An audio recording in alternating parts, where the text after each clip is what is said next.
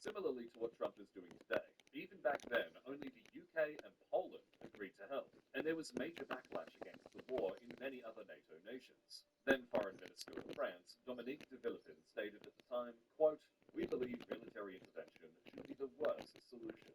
As for Afghanistan, the US actually invoked Article 5 of the NATO Charter, obliging all other countries to come to the defense of the US. Ironically, Iran joined the US invasion of Afghanistan in 2001 to help destroy the Taliban and overthrow the al-Qaeda government of Afghanistan. The war against Iran is similar to the war against Iraq, because it's not a defensive war. NATO nations are under no obligation to participate. In this case, however, some NATO allies have been firmly against President Trump's new war. Spain and Italy have denied the US permission to use their airspace or bases to conduct strikes in Iran. Meanwhile, German Chancellor Friedrich Merz stated that the US is being humiliated by Iran, further aggravating President Trump. US presence in Europe dates back to the end of World War II. As a major nation for the Allies, the US was particularly responsible for occupying defeated Axis countries, which required permanent army infrastructure. As the dust of World War II settled, however, the Cold War took off, with fears of a Soviet invasion into Western Europe. As part of the security and defense guarantees, the US retained their troops in Europe, even after the occupation formally ended. This, combined with the founding of NATO, a mutual defense pact, meant that the US established a number of permanent locations in Europe. The number of troops has waxed and waned over the years, but reaching an all-time peak of 400,000 at the height of the Cold War. Currently, Trump has stated that the Pentagon will be pausing troop rotations in Germany, meaning that old troops will be removed when their deployment ends. But they won't be replaced by fresh deployments. This will lead to a reduction of approximately 5,000 troops stationed in Germany.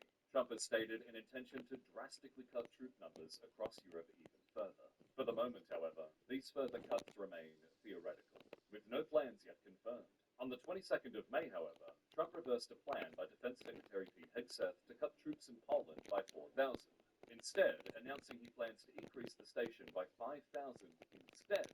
Explaining the change, Trump stated, "Based on the successful election of the now President of Poland, Karol Nawrocki, whom I was proud to endorse, and our relationship with him, I am pleased to announce that the United States will be sending an additional 5,000 troops to Poland." Separately, the Pentagon said the cuts were the result of frustration with European nations that have, quote, "not stepped up when America needed them." As no concrete plans have been made to further reduce troop deployments in Europe, keen-eyed viewers may have noticed that current troop numbers remain exactly the same. President Trump is just moving 5,000 US troops from Germany to Poland. However, even the possibility of a reduced US presence in Europe has had many nations rethinking their security. For instance, Germany recently announced a massive boost to their defense budget, an increase of nearly 25% compared to the previous year, for a total of 114 billion US dollars. This would maintain Germany's place as the second best funded military in Europe in terms of dollars spent.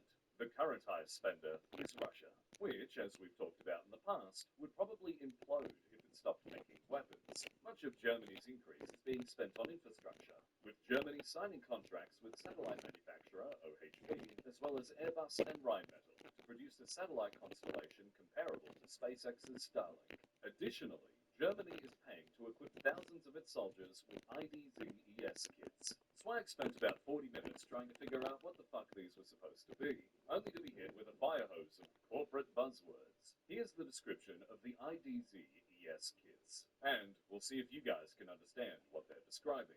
Quote, "All components are designed to function as part of a unified digital ecosystem, allowing soldiers to operate more effectively in both mounted and dismounted roles. The system also connects to a centralized command unit, enabling team leaders to manage communications and data flow in real time across the battlefield." Other descriptions use the word synergy and integrate a lot, but maybe some military nerds in the comments can fill us in. Other nations across NATO and Europe are also boosting their defense spending. Wow. Some plan to spend more of their money on European companies, reducing their technological reliance on the US. The effects on Ukraine in particular are currently unclear. No US troops are deployed to Ukraine, at least not publicly, so the withdrawal won't affect them directly. With this said, countries trying to hit their 5% NATO spending threshold are allowed to pad that out with military aid. I'm like that. The idea is that Ukraine is basically fighting NATO's biggest threat on their behalf, so funding the Ukrainian military is